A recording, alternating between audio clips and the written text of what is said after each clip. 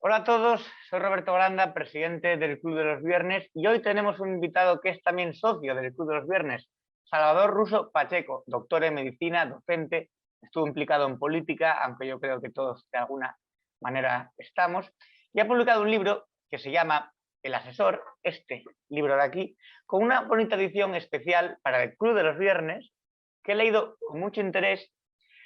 Además, siempre es una satisfacción que se publiquen libros que hagan abiertamente pedagogía liberal y pongan claros sobre los nubarrones del concepto. Un concepto que a veces está difuso y ayuda a dilucidar ciertas ideas o términos muchas veces malentendidos o malintencionados. Salvador, bienvenido, muchas gracias por estar aquí ¿Qué en esta tal? entrevista. Muy amable, muchas gracias a ti por hacérmela.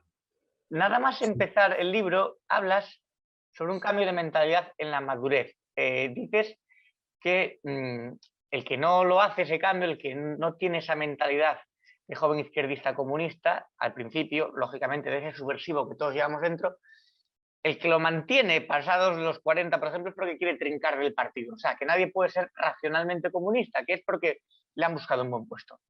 Pasados los 40, empecinados en una ideología que solo conduce a la miseria, cito textualmente. Es verdad que el izquierdismo en una edad provecta resulta casi indecoroso, yo diría que hasta antiestético. sí, bueno, realmente, diríamos, la evolución, el recorrido de cualquier persona, entendiendo que la persona tiene iniciativas, tiene inquietudes, las cuales, pues indudablemente, cuando uno es muy joven, a los 20 años, bueno, lo hablo en mi caso, yo tenía 20 y pocos años, Franco estaba moribundo y bien, y entonces todo lo que venía de la izquierda, del Partido Comunista, que era realmente el preponderante, mucho más que el Partido Socialista, que no existió nunca, era muy apetecible, gustaba mucho, por dos razones. Una de ellas es que se apoderan en aquel momento de lo que todos ansiábamos, que era la libertad. Y entonces, como yo recuerdo el comunismo de esa época, es con la sensación de que aquello nos iba a traer más libertad de la que teníamos. Y en menor medida lo del igualitarismo, pero lo de la libertad fue clave.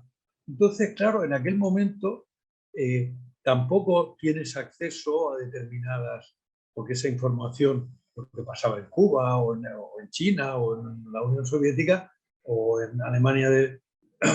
en Alemania Oriental, no estaba, diríamos, si te lo decían aquí, decías, bueno, esto lo dicen en el nodo porque es franquista, igual están mintiendo y tal. Pero, claro, con los años te das cuenta de que eso era verdad, que no había cosa más contraria a la libertad que el comunismo y el socialismo. Entonces, primera historia, te tienes que dar cuenta de que te mienten, lo cual no es fácil.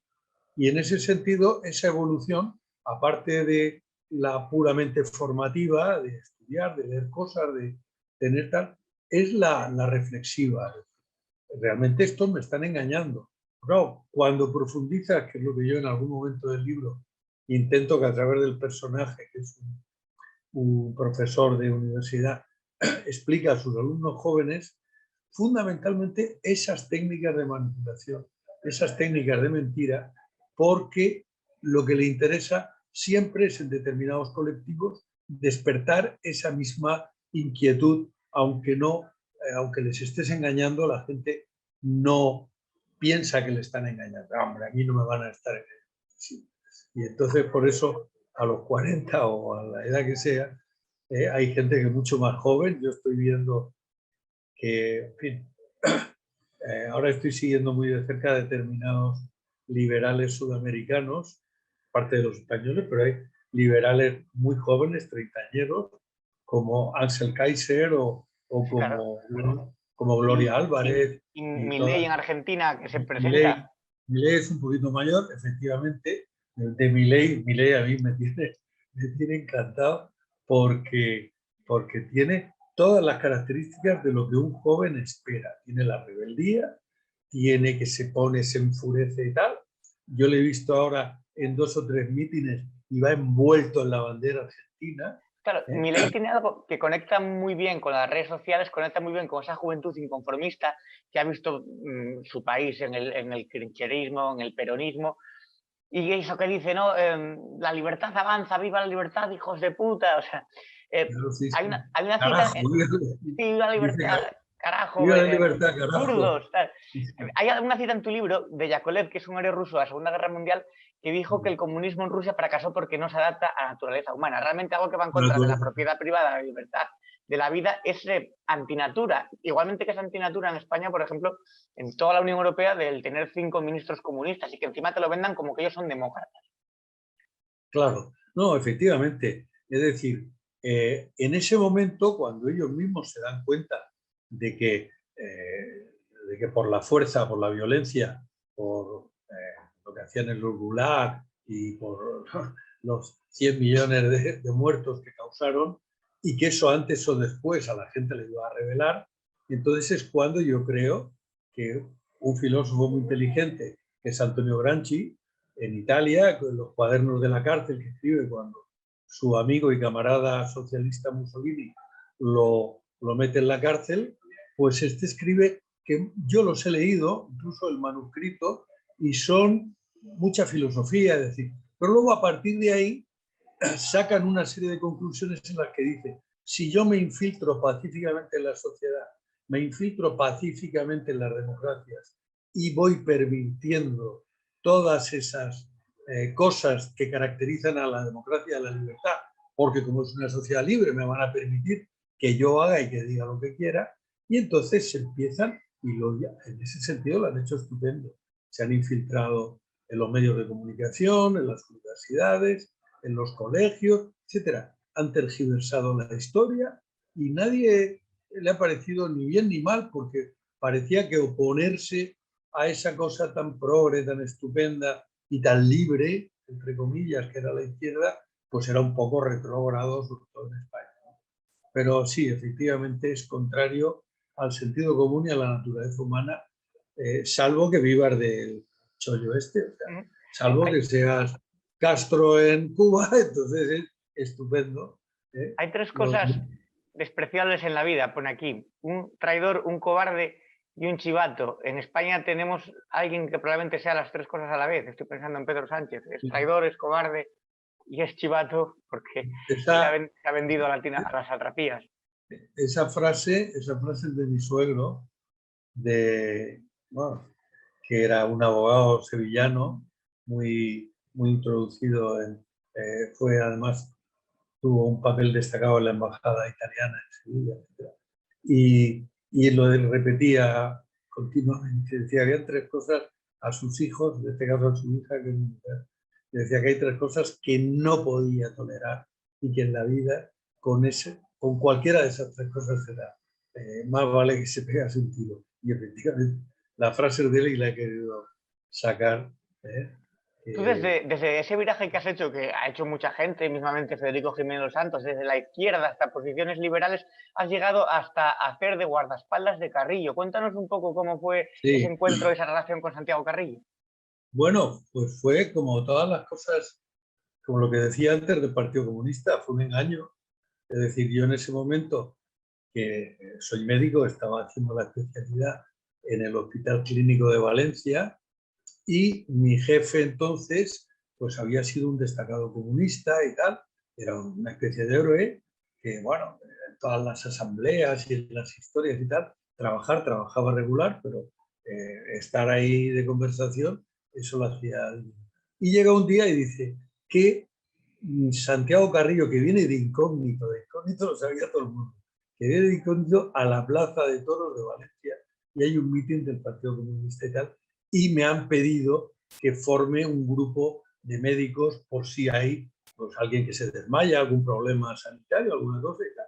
Bueno, pues bien, estupendo, ¿eh? Nos ofrecimos todo el mundo, vale, yo voy. Nos llevamos allí material, endoscopios, historias y tal, y al llegar yo, bueno, hoy todavía estoy fuerte, soy alto y tal, pero entonces con 20 y tantos años pues era una persona fuerte, unos 90 y tantos de estatura y tal. Y entonces mi sorpresa es que no me ponen con los equipos y tal, sino dicen tú y tú, y nos pusieron un brazalete y nos sacaron a donde estaba este hombre, y yo me lo vi ahí al lado con su peluca, y resulta que me habían puesto de guardaespaldas.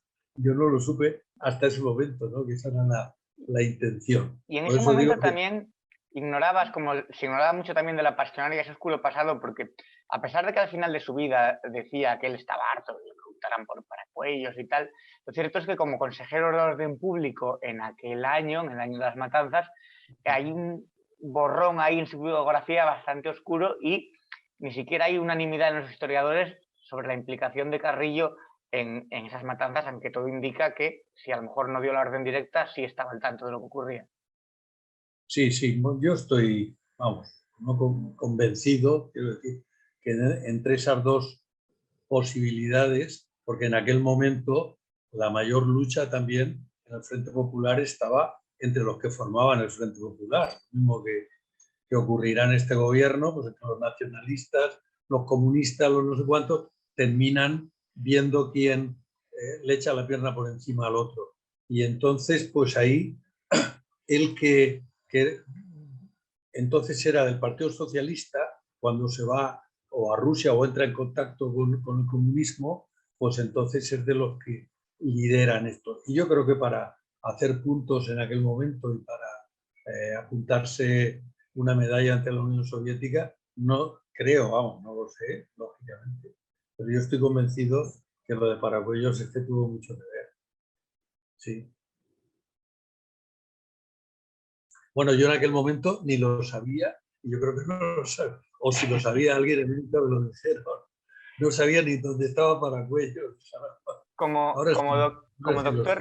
como doctora en medicina y además cum laude, eh, ¿tú crees? Yo tengo la impresión de que tarde o temprano habrá que rendir cuentas, este gobierno y sus palmeros mediáticos también deberán rendir cuentas sobre la negligente gestión de la pandemia, más que negligente, sobre todo criminal, ¿no? Porque ese no se podía saber, ya sabemos que es falso, que se sabía, además tuvo hasta 11 avisos de seguridad nacional entre enero y marzo de 2020 avisando de lo que nos venía encima, pero bueno, había que celebrar el 8 de marzo, todo lo que vino después, el comité de expertos que no era tal porque no existía, las mascarillas que no eran capaces. Cuando hay un cambio de gobierno, probablemente se abrirá una comisión de investigación, quedará en nada, y luego desde el punto de vista médico, ¿crees que es normal que se ponga al frente del Ministerio de Sanidad a un filósofo como Salvador Illa simplemente para promocionarlo para Cataluña? Bueno, claro, es que lo que ha ocurrido ahora, yo que he conocido muchos gobiernos de la nación en una época de mi vida directamente, porque tuve relación con el CDS, con Adolfo Suárez, etcétera, y el mundo de los políticos nunca había estado tan mal representado, tanto intelectualmente como moralmente, como lo está ahora. Entonces, cualquier cosa es posible, es decir, que este gobierno ha mentido siempre, ha jugado con la vida de las personas por una pura conveniencia estratégica, es decir, no hay ningún tipo de experto al que pusieron al frente de la historia esta de la pandemia, pues la verdad es que el hombre, yo qué sé, aparte de hacer un poco el ridículo, pues no, tampoco tenía ni idea, primero decir una cosa, luego la contraria, habrán 2 o 3 casos en España aislados, pero luego las medidas que tomaron a mí a partir de un momento me parecieron criminales. Es decir, sobre todo lo que hicieron en los geriátricos. Y eso lo viví, al menos en la Comunidad Valenciana, de forma directa, porque sería el mes de abril aproximadamente, o por ahí, que ya la mayor parte de las muertes, de hecho, por ejemplo, en Cataluña, el 90% de las muertes fueron en geriátricos. Y entonces y yo tengo amistad con el que en la Comunidad Valenciana es el presidente de la Asociación de Geriátricos, tanto públicos como privados, porque aquí hay mucho geriátrico privado, pero también hay mucho geriátrico público. Y este preside una asociación Z. Y él, hablando de lo que pasaba y tal, pues me dice que si sería posible que le preparase diríamos, un protocolo de cómo funcionar para ver si sería posible que los familiares pudieran ver a la gente que estaba allí, cómo podían sacar los cadáveres, cómo podían entrar los suministros en riesgo, etcétera, 40 cosas. Bueno, el caso es que me puse en el tema, hice un protocolo, supongo que como todos, pues mejorable, y seguro que si hubiese tenido más tiempo pues lo habría hecho mejor, pero que tenía en cuenta pues una serie de circuitos, por dónde pasar, cómo, qué hacer antes de entrar de un área de un geriátrico a otra, cómo se podía velar a una persona que había fallecido sin riesgo, etcétera. Bueno, un montón de cosas basadas en la poca experiencia que había en ese momento, pero en lo que yo leía que en otros países, que tal, y lo que pensábamos que podía ser este virus, que después de las cosas como han ocurrido, pues seguramente pensábamos equivocadas. Pero bueno, mi sorpresa es que cuando yo termino el informe, se lo doy a él, pasa una semana y le pregunto qué es lo que pasa, porque él se lo iba a dar directamente a la consellera de Bienestar Social, Mónica Oltra, de la Comunidad Valenciana, conocida por lo bien que cuida a las niñas que están a su cargo, en ella y sus familiares, y se lo da a esta señora. Y pasa un tiempo y no me contestan, y al final yo le insisto, digo, mira, me ofrezco a irme a Valencia, me pongan en un hotel, en un sitio allá a vivir o lo que sea, yo les coordino el tema, tal, porque tengo la gente en los sitios que entiende de cada cosa y tal. Y en un momento dado, mi sorpresa, a mí ni siquiera se dirigieron ni para dar las gracias, no para decir, oye, pues no nos interesa. Y lo que dijeron es que todas esas medidas ya las estaban tomando. Sí, no estaban tomando absolutamente ninguna ni las tomaron. Yo entiendo que en aquel momento que quien llevaba era Iglesias a nivel nacional con el tema de los geriátricos, pues que estos, que son de su cuerda, aproximadamente no quisieron hacer ninguna cosa, ni distinguirse del resto de España, ni montar ningún protocolo, ni ninguna historia que no saliera de Pablo Iglesias. Bueno, Iglesias, que como vicepresidente de Asuntos Sociales no visitó ni un solo geriátrico durante toda la pandemia, pues ni se interesó en el asunto. No, si le dio igual, si además, hombre, yo no lo sé si tiene mucho interés, pero yo sí que escuché durante esos meses a gente de Podemos decir que la gente mayor tenía que morirse, que se apartaran ya y que dejaran de consumir recursos, etcétera. O sea que puede ser que formara parte de una estrategia, vamos, el Claro, dejar morir a... eso me recuerda también a una frase que en su libro, porque cada capítulo encabeza con una frase anónima o de algún personaje relevante. Dice, antiguamente los carteles en las calles con rostros de delincuentes ofrecían una recompensa. Hoy en día piden votos. Es que es verdad que a nosotros nos extrañaba, a mí, por ejemplo, que ya conocía al pájaro en cuestión, ibas ahí en las farolas, veías colgado el jeto de Pablo Iglesias y tú, a ver, un tío que ha cobrado de todos los tiranos en Latinoamérica, el que decía lo daban a mí los telediarios. Que se ha reunido en Enrico Tabernas con etarras, el caso Neurona, etcétera. O sea, prácticamente un delincuente buscado, ¿no? Ahora con causas abiertas y lo veías ahí en los carteles. Eso sí que llama la atención, al menos nos llamaba a nosotros. Sí, yo creo que en ese sentido, ya digo, yo tuve la suerte de conocer a algún político ilustre, aunque ya en una fase, por ejemplo, a Adolfo Suárez o a Eduardo Punset, a gente que había en aquel momento en la política, y los principios éticos de la gente en aquel momento no tienen nada que ver. Es decir, yo me estoy acordando, no sé si fue en la primera o la segunda legislatura, que estaba de presidente de las Cortes un socialista, no me acuerdo quién era, que cuando los de Ribatasuna dijeron que juraban el cargo o prometían el cargo por imposición legal, no les dejó tomar posesión del acta. Es decir, en aquel momento decía, oiga, usted no quiere jugar a este juego, pues se vuelve usted a la Enrico Taberna o a donde quiera estar, pero aquí no puede entrar. Entonces, de ahí, de aquella forma de entender, lo mismo que de la forma de entender que la izquierda, el comunismo y lo que entonces era un partido de centro o Alianza Popular se pudieran unir y hacer una constitución donde todo el mundo tuvo que ver, eso hoy día es impensable. Hace un rato hablaba con mi mujer de la imposibilidad de que la Constitución se reformara, porque nunca iba a haber un consenso para que 2/3 partes del Congreso se pusieran de acuerdo. Pero bueno, me refiero para hablar de sí. su libro como Umbral, Rafael Caballero de Rosas, que es el personaje, el protagonista de su libro, un profesor de Sí. historia de ideas políticas, de ideas liberales, al principio cuando entra a dar la charla, las clases en la universidad, se oye como un murmullo, ¿no? Por esos jóvenes. La universidad hoy en día no es un buen sitio para un liberal, es decir, está tomada, piensa en la Complutense, en Somos Agua, está tomada por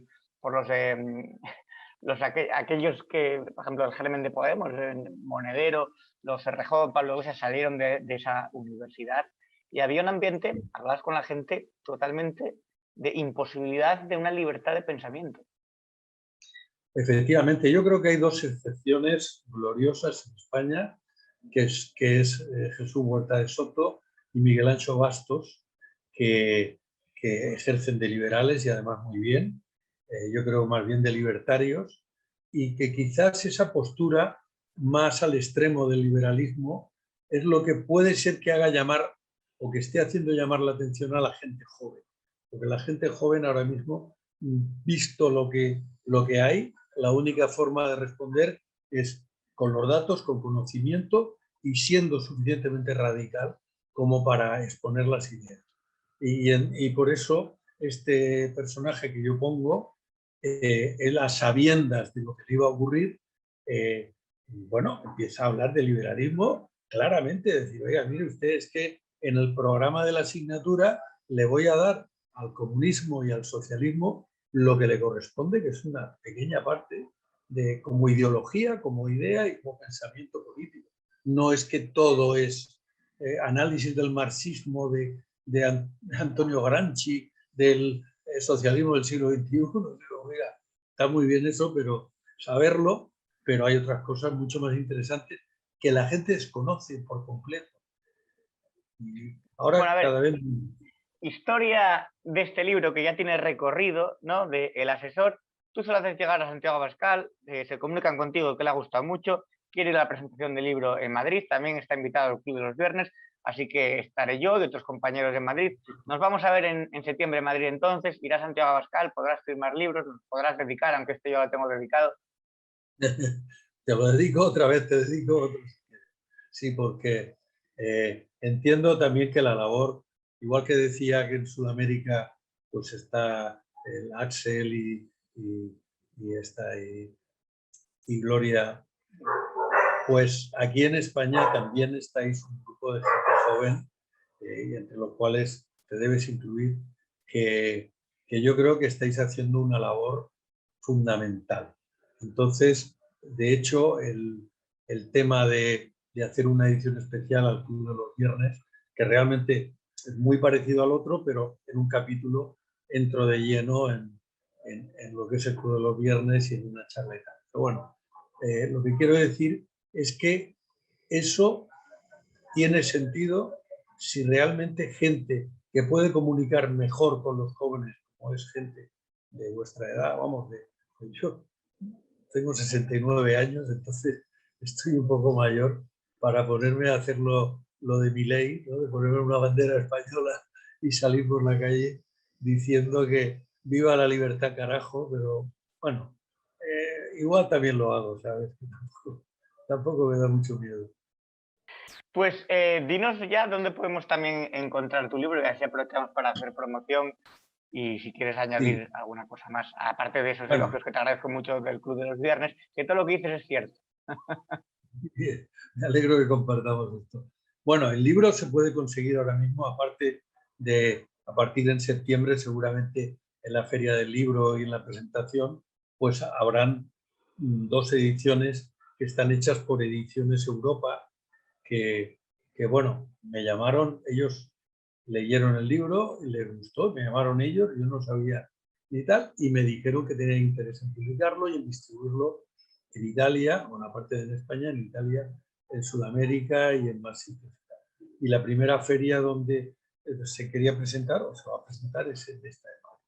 Entonces, pero indudablemente ya se puede conseguir, porque yo en febrero autopubliqué el libro, no tenía ni idea, pero bueno, metiéndote en tutoriales y en historias, pues lo hice razonablemente bien y está publicado en Amazon, de manera que en Kindle Amazon, de manera que cualquier persona, o bien que tenga lo de Kindle, lo puede bajar y leerlo en el móvil o en el ordenador, y en papel, pues lo puede conseguir también, poniendo el asesor, o poniendo mejor el asesor edición especial Club de los Viernes, pues ahí se lo mandan a su casa y lo puede leer incluso antes de que se presente Madrid. Pues muchas gracias, Salvador. Espero que nos veamos el mes que viene ya en la presentación en Madrid Sí. y allí ya compartiremos momentos, ratos, charlas y demás. Muy bien, muchas gracias por todo y ha sido un placer estar contigo esta tarde. Te mando un Muchas gracias. abrazo. Igualmente.